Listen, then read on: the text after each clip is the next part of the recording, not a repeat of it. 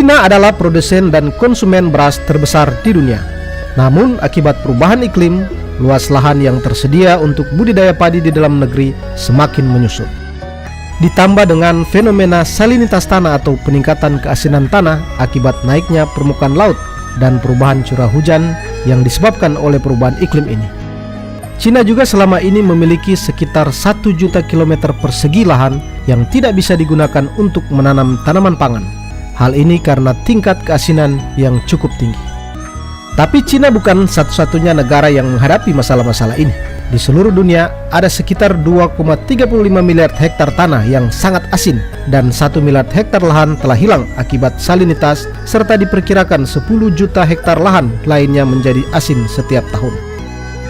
Menanam padi di laut terdengar sedikit aneh, tetapi pertanian laut adalah bentuk produksi pangan model baru yang bisa punya potensi nyata di masa depan. Kurang dari 1% air tawar tersedia untuk digunakan manusia dan 70% diantaranya digunakan untuk pertanian di seluruh dunia. Dengan populasi dunia hampir 8 miliar orang saat ini, yang diprediksi akan meningkat menjadi 10 miliar orang pada tahun 2050, peningkatan produksi pangan menjadi sangat penting. Pertanian konvensional membutuhkan banyak input, yakni pupuk, bahan kimia tertentu, tenaga kerja manual, dan air. Sebagian besar air yang digunakan dalam pertanian adalah untuk irigasi, dan beberapa tanaman membutuhkan lebih banyak air untuk tumbuh daripada tanaman lainnya. Padi adalah salah satu tanaman yang paling boros air, namun beras adalah hasil pertanian yang paling banyak dikonsumsi di seluruh dunia. Tumbuh di lebih dari 100 negara, padi memberikan pengaruh yang cukup besar sebagai makanan pokok. Lebih dari 700 juta ton diproduksi setiap tahun, dan lebih dari 90% produksi beras berasal dari Asia. Lebih dari 3,5 miliar orang bergantung pada beras setiap hari, yang membuat para ilmuwan terus meneliti untuk mengembangkan produksi tanaman pokok ini, dan salah satunya dengan memanipulasi genetika benih padi untuk bisa ditumbuhkan pada kondisi lahan yang tidak lasik. Memanipulasi genom padi bukanlah hal baru. Proyek beras emas muncul pada tahun 1999 untuk mengatasi kekurangan vitamin A yang merajalela yang mengakibatkan kebutaan di banyak negara. Penelitian lain untuk meningkatkan efisiensi fotosintesis, ketahanan terhadap kekeringan, dan pengurangan metana pada padi juga sedang dikerjakan, dan semuanya membutuhkan modifikasi genetik. Sejak 1970 silam, pemerintah Cina memang terus mendorong para ilmuwan untuk bisa mengembangkan jenis padi yang bisa ditanam di air asin. Persoalan perubahan iklim dan salinitas tanah tersebut telah mendorong para ilmuwan yang dipimpin oleh Yuan Longping, yang dikenal sebagai Bapak Padi Hibrida, untuk mencari cara baru dalam menumbuhkan padi pada tanah kering dan asin, sekaligus menggunakan air laut.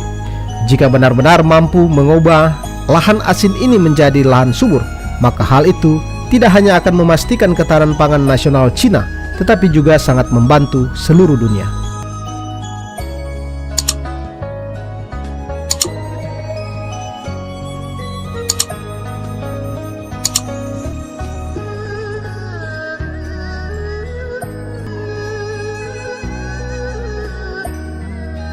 Yuan Longping bersama sejumlah ilmuwan asal Cina berhasil mengembangkan beberapa varietas tanaman padi yang bisa ditanam di air asin. Selama lebih dari 1 dekade, para peneliti ini mencoba mencari varietas padi yang bisa ditanam di air asin. Namun hasilnya hanya beberapa varietas saja yang bisa bertahan dan dapat dijual secara komersil. Namun dalam penelitian terakhir, sekitar 200 jenis varietas padi ditanam di kawasan desa pesisir di Cina bagian timur, Qingdao, Provinsi Shandong. Para ilmuwan tersebut ingin meneliti varietas padi yang paling bisa bertahan di kondisi air asin.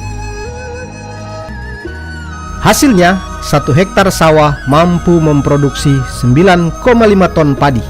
Padahal prediksi para ilmuwan tersebut hanya sekitar 4,5 ton per hektar.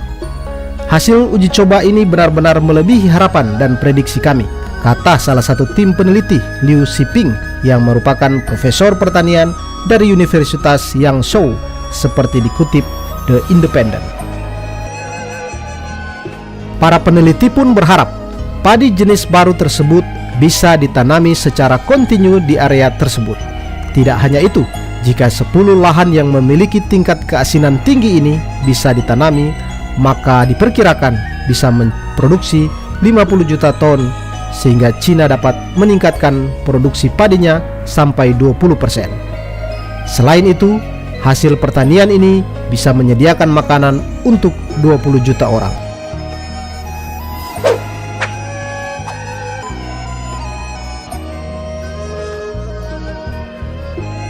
Di sisi lain, menurut kantor berita resmi Xinhua, para ilmuwan Cina yang dipimpin oleh Yuan ini juga telah menanam lusinan varietas padi di pasir dan air laut di gurun Dubai.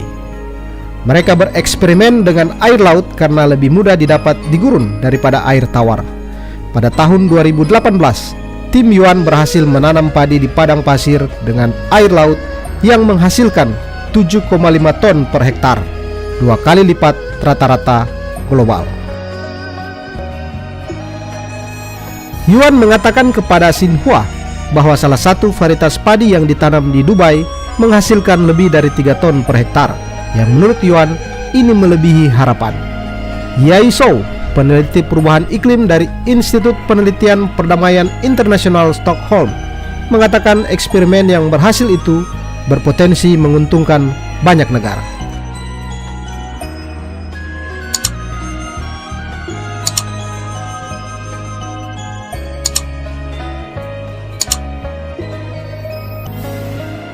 Cina memiliki kebijakan untuk terus menanam makanan pokok seperti padi untuk memberi makan populasinya yang semakin bertambah.